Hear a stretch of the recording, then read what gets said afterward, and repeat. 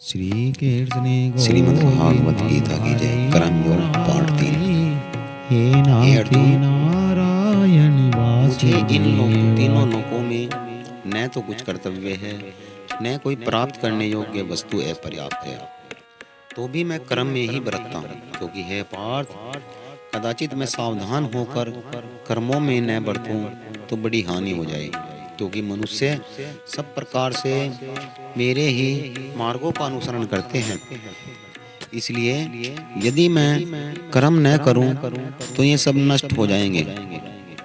और संकर्ता का करने वाला हूं तो समस्त प्रजा को नष्ट करने वाला बनूं। हे भारत, कर्म में आसक्त हुए अज्ञानी जन जिस प्रकार कर्म करते हैं, आसक्ति रहित विद्वान भी लोक संग्रह करना चाहते हैं, उसी प्रकार तू भी कर्म कर। परमात्मा के स्वरूप में अटल स्थित हुए ज्ञानी पुरुष को चाहिए कि वह शास्त्र विहित कर्मों में आसक्ति वाले अज्ञानियों की बुद्धि में भ्रम अर्थात कर्मों में अश्रद्धा उत्पन्न न करे, किंतु स्वयं शास्त्र विहित समस्त कर्म भली भांति करता हुआ उनसे वैसा ही करवावे।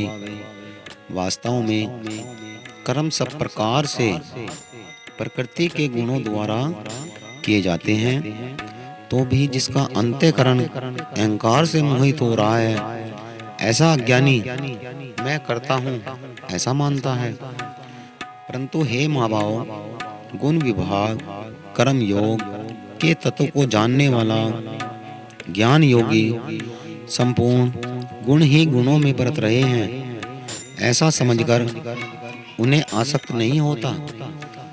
प्रकृति के गुण से अत्यंत मोहित हुए मनुष्य गुणों में और कर्मों में आसक्त रहते हैं। उन संपूर्णता समझने वाले मंदबुद्धि अज्ञानियों को पूर्णतः जानने वाला ज्ञानी विचलित न करें। मुझ अंतर्यामी परमात्मा में लगे हुए चित्त द्वारा संपूर्ण कर्मों को मुझ में अर्पण करके आशा रहित, ममता रहित, संताप रहित होकर युद्ध कर। जो कोई मनुष्य दोष दृष्टि से रहित और श्रद्धा भुक्त होकर मेरे इस मत का सदा अनुसरण करते हैं, वे भी संपूर्ण कर्मों से छूट जाते हैं। परंतु जो मनुष्य मुझ में दोषारोपण करते हुए मेरे इस मत को अनुसार नहीं चलता, उन मूर्खों को तो संपूर्ण ज्ञानों में मोहित और नष्ट हुआ समान